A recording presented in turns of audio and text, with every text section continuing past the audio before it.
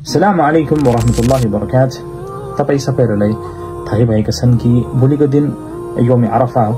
यौम अरफा, यौम भनेको दिन, अरफातको दिन, जब हाजीहरु अरफातको मैदानमा हुन्छ हजको बेलामा।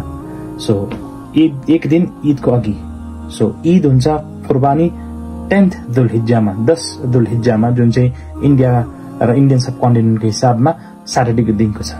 र फ्राइडेको दिन हामी रोजा राख्छौं, जुन चाहिँ 9th दुलहिज्जा हो।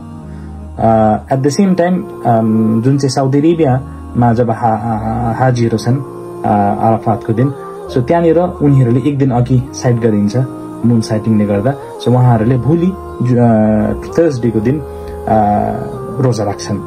So it is better safe साइडमा भोलि पनि राख्नु, पर्सि पनि राख्नु, यानी भोलि पनि राख्नु, किनभने हाजीहरु अरफातको मैदानमा हुन्छन्। सो त्यही कारण भोलिको दिन तपाईहरु हामी सबैजना रोजा राखौं अनि जुमाको दिन पनि राखौं, फ्राइडेको दिन, किनभने त्यसको नेक्स्ट डे ईद हो।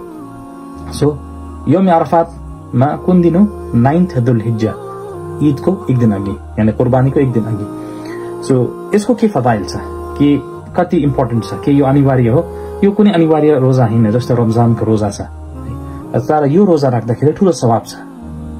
दुईटा हदीस छ हाम्रो अघि। अबी कतादा रदियल्लाहु अन्हु सहाबी हुनुहुन्छ, उहाँले भन्नुहुन्छ अरफातको दिनको रोजाको मुतालिक कि अल्लाहको रसूल सल्लल्लाहु अलैहि वसल्लमले भन्नुभएका छन्, सियाम यौम अरफा, अरफातको दिन रोजा राख्दा के छ?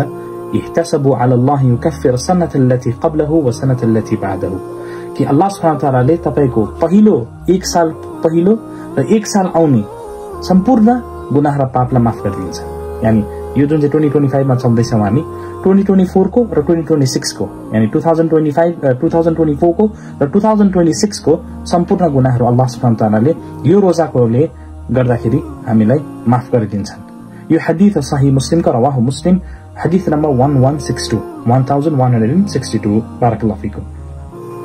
अर्को हदीस छ फिर सही मुस्लिम के लफ्जमा, मा मिन यौमिन अक्थर मिन अन यअतिक अल्लाहु फीही अबीदन मिन अन्नार मिन यौम अरफा, कि अल्लाह सुब्हानहु व तआलाले जति अरफातको दिन जहन्नमको आगोदेखि मुक्त गरिदिन्छन् गुनेगार मुसलमानहरूलाई, यौम अरफात भन्दा अरु दिनमा गर्दैनन्। यानी जति अरफातको दिन गर्छन् अरु दिनमा त्यत्रो गर्दैनन्।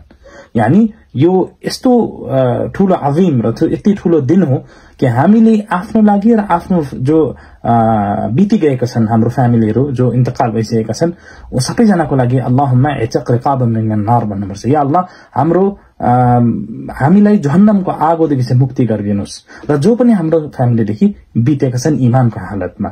सो अक्थर मिन अन यअतिक अल्लाहु फीही अबीदन मिन अन्नार मिन यौम अरफा, यानी त्यो दिन जति अरफातको दिन अल्लाह सुब्हानहु व तआलाले मुक्त गरिदिन्छन्, फ्री गरिदिन्छन् हामीहरूलाई जहन्नमको आगदेखि कसैलाई लेखिदिएको छ, अरफातको दिन भन्दा अरु कुनै दिन ग्रहण गर्दैनन्। त्यहीकारण अरफातको दिन हाजीहरुले दुआ गर्छन्, रोजा राख्छन्, उहाँले त रोजा राख्दैनन् तर दुआ गर्छन्, रुन्छन्, या अल्लाह हाम्रो गुनाहलाई माफ गरिदिनु। तर हामी पनि at the same time in the same spirituality, हामी पनि हजमा त छैनौं, हामी टाढो छौं, तर अल्लाह सुब्हानहु व तआलाले यो अपर्चुनिटी दिएको कि वी अल्सो एक्सपीरियन्स एउटा स्पिरिचुअलिटी अफ हज भनेर।